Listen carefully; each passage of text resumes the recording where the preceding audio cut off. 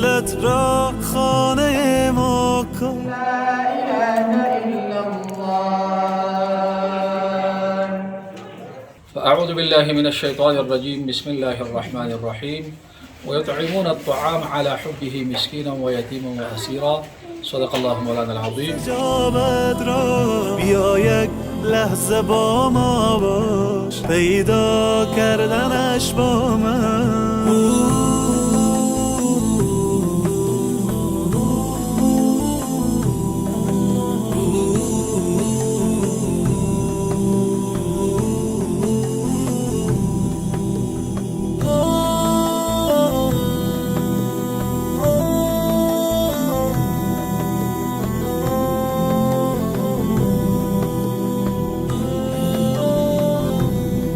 بیفشان قطره اشک که من هستم خریدارش، بیاور قطره اخلاص و دریا کردنش با من. به من گو حاجت خود را اجابت می کنم، آنی طلب کن آنچه می خواهی مهیا کردنش با من. بیا قبل از وقوع مرگ روشن کن حسابت را، بیاور نیک و بد را جمع منها کردنش با من. چو خوردی روزی امروز ما را شکر نعمت کن، غم فردا مخور هرگز که فردا خوردنت با من. الله اکبر، الله، الله اکبر، الله، الله اکبر، الله، الله اکبر، الله.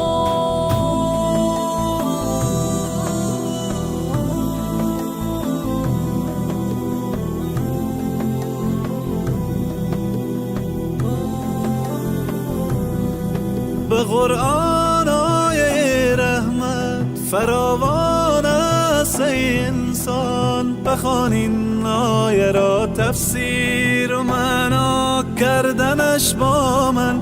اگر عمری گناه سلام علیکم دوستای عزیز، در ابتدا ماه مبارک رمضان قرار داریم. افطاری از طرف بنیاد خیریه باران رحمت در نظر گرفته شده در قریه انگراج چهارراهی شهید در مسجد مولانا جلال الدین بلخی. البته دوستی که ما را در این عرصه همکاری کرده تشکری میکنیم از تمیم جان صدیقی که افطاری رو در نظر گرفته. خداوند اجر دنیا و آخرت نصیبشان بگردانه. و شما دوستا میتونید که پروگرام رو ببینید. کلید استجابت را بیا یک لحظه با ما باش، پیدا کردنش با من. الله اکبر، الله اکبر، الله اکبر، الله اکبر، الله اکبر، الله اکبر، الله اکبر، الله اکبر. لا اله الا الله محمد رسول الله. لا اله الا الله.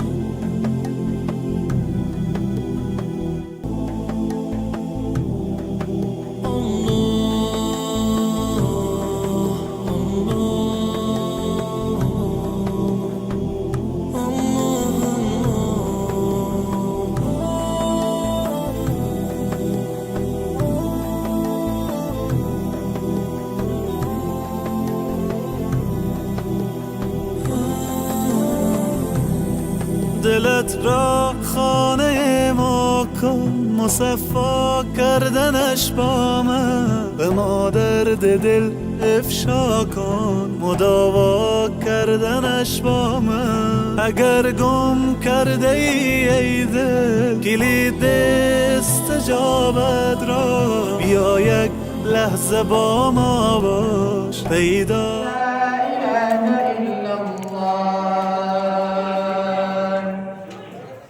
أشهد أن محمد رسول الله.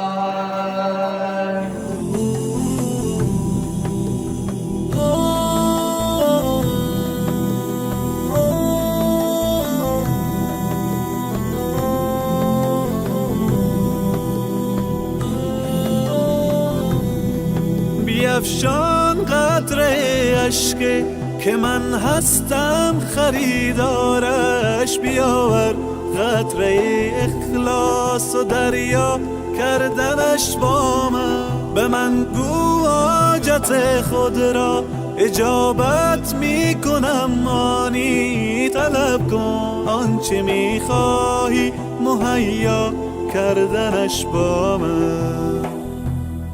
بسم الله الرحمن الرحيم نحمده ونصلي ونسلم على رسوله الكريم أما بعد فأعوذ بالله من الشيطان الرجيم بسم الله الرحمن الرحيم ويطعمون الطعام على حبه مسكينا ويتيما وأسيرا صدق الله مولانا العظيم. بسیار جای خوشنودی است که در این افطار ما در مسجد مولانا جلال الدین بلخی رحمت الله تعالی علیه واقع ناحیه 15 عقب جکشن چرای شهید انگرا او گذر 11 از این تیم بسیار راضی هستیم و خداوند متعالی را خیر و برکت بده، در جوانیشان برکت که خوب خدمتی را انجام دادن با اهالی مسجد مولانا جلال الدین بلخی. و ټولو دا خواهش کوو چې همدغسې د روژې مبارکې په میاشت کې همدغسې صدقاتو ته ادامه ورکړي چې هم ثوابونه یو په فرضو باندې حسابېږي او د فرضو یو په اویا باندې حسابېږي. او دین علاوه زمونږ په دې ګذر کې تقریبا 1200 کوره دي چې اکثریت ټول فقرا دي، مساکین دي، بیچارهګان دي. او نن شپه ډېر اظهار د مسرت او د خوشحالي وکړه ځکه چې د باران د بنسټ لخوا نه د دې کلمې غوړې شوې او ښه پلو قابلي ورکړ شو او ورسره ښه اوبه او ښه جماعت د اهالي د خلکو ته وړاندې کړ.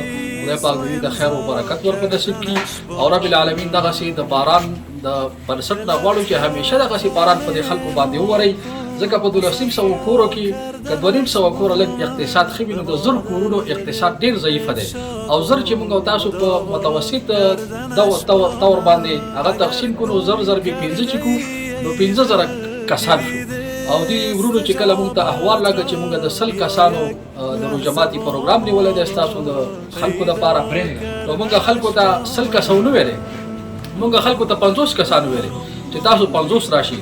نو لحاظ د هغې باوجود هم د فکر کومه چې د 200 نه به کسان ماشومان او روژهداران دا ډېر زیات وو. نو لحاظه خدای پاک دې دغه د باران بنسټ ته خیر او برکت ورکړي او خدای پاک دې نور هم موافقیت او توفیق ورکړي چې دغسې خدمتونه افغانانو ته او د افغانستان وګړو ته وړاندې کړي ځکه دغه حالات خیر دا به تیر شي. اقتصاد لږ ضعیف دی، خلک ګزاره کوي او انشاءالله و دې نه پس ورو ورو ښه کېږو، وضعیت هم ښه کېږي. خو لیکن فی الحال دغسې کومکونه دا د همیشه دپاره او متواتر باید ادامه پیدا کړي. والسلام علیکم ورحمة الله وبرکاته.